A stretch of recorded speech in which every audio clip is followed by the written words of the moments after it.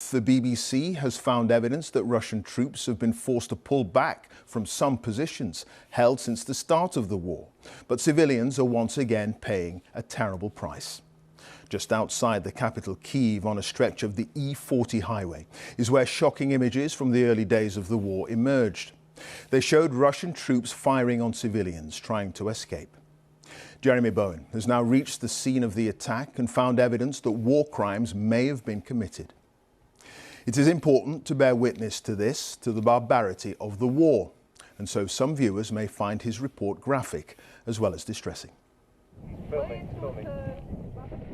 On a stretch of road that runs between two villages with names that translate as Dream and Sweetheart is all the savagery and waste of war. Ukrainian forces had just recaptured it, their troops moving in after a heavy bombardment from their artillery. This was only a few hours after the Russian retreat. Early hours of this morning, this was recaptured. Absolutely correct. So basically, around 2 a.m. today, our reconnaissance team report that they start to see movement. Alexander Radzikovsky, a Ukrainian volunteer who's back home from England to fight, showed a position where a Russian tank had been dug in. So that's where the Russian tank was, and that's exactly where this is the line of fire. That's how they shoot. On the 7th of March, Alexander's drone unit filmed the tank in action. The drone showed civilians trying to get to Kyiv to escape the Russians. And then they saw the tank. One of the cars was forced to stop. The driver tried to show he was harmless, and the Russians shot him dead. They also killed his wife. The dead couple were Maxim Yovanko and his wife Ksenia. They were traveling with their 6-year-old son and a friend who both survived. She said Maxim had been shouting they were with a child when he was killed. Almost 4 weeks later, Maxim's badly burnt body lies next to the hulk of their car. His wedding ring is still on his finger. Ksenia's remains are inside. Her mouth is open, as if in a scream. The car and the back seat are riddled with bullets. The vehicle and their bodies were not burnt when they were killed. The hypothesis is that Russian soldiers tried to destroy the evidence of what they'd done. The drone operator who filmed their death says the Russians must have known Maxim's car was not a threat. So they were trying to say that they were civilians? Yes, they know it. You can see all car is civilians, no army car, and they shoot it. In the woods near the road, there's evidence the Russians left in a hurry. You can see the place where, in the trees, the Russians were living. There's a dugout, there's beer bottles. It's like the Marie Celeste, half-finished meals. Actually opened. They were here for a month. The camp is full of the soldiers' rubbish. On a front line, that is usually the sign of an ill-disciplined unit. They tried unsuccessfully to hide another tank in the trees. That was punished by the Ukrainians who destroyed it. A much bigger question is whether there will be a reckoning for what happened on the highway. Maxim and Ksenia were not the only ones who were killed near the tank dug into the roadside. There are more bodies here. Yes. 1, 2, 3 bodies, I think. Yes, you're absolutely right. In a couple of 100 yards with Alexander from the Ukrainian army, we counted 11 other dead bodies. It's Ukrainian. 3 were wearing recognizable Ukrainian military uniform. The others wore civilian clothes. This is Ukrainian pixel. Some of the dead were piled up and surrounded by tires. They deliberately burned them. They set on fire to hide what they did. In the desolation are a mass of questions about who they were and how they were killed. It's hard to imagine the fear these people must have gone through in the last few moments of their lives, or indeed of the anguish survivors, families must be feeling now. But this is more than just a collection of terrible deaths. It's a crime scene. because under the laws of war, civilians are supposed to be protected. We drove to the next village to confirm a Ukrainian claim that they'd destroyed more Russian tanks. The Russian armor was broken, and except for soldiers, the village was deserted and still.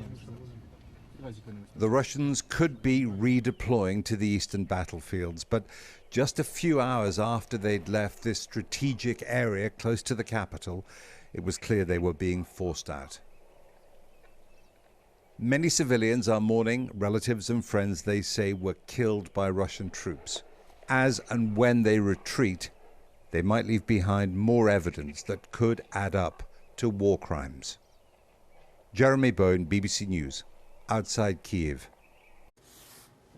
Well, just a few miles from the E40 highway where Jeremy was reporting lies the town of Irpin, 13 miles from the capital and also the scene of recent heavy fighting and terrible damage as Russian forces tried to encircle Kyiv. Now the Ukrainians say it's been liberated.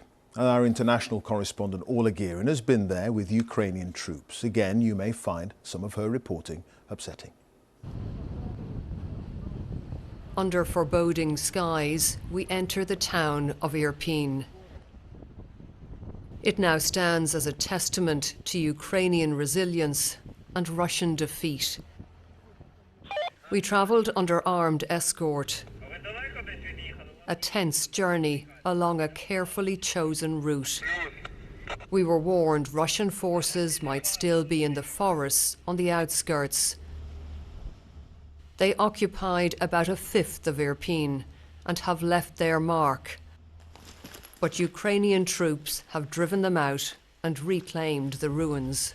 The damage here gives a sense of how fierce the fighting has been. This was a key battleground, and Ukraine's victory here was critical.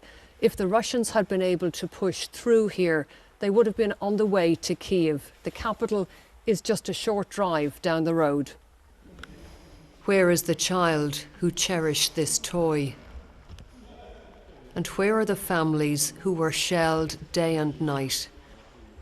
Most had to flee, but Irpin withstood the assault and has been given the honorary title Hero City of Ukraine. The troops here are savouring their victory, but know the enemy may be back. They need Kyiv, says Serhiy, because Putin will lose if he doesn't take Kyiv. So perhaps they will try, but we are prepared in case they come back. His day job is TV presenting. Just up the road in tree-lined suburbia, a powerful message to the Russian leader. His losses are mounting here. His original battle plan has failed.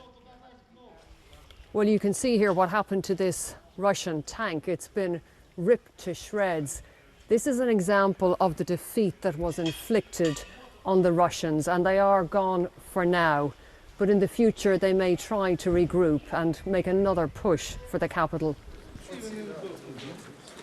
Now Irpin can begin to recover its dead, to reclaim bodies from the rubble. There could be no proper burials under shelling.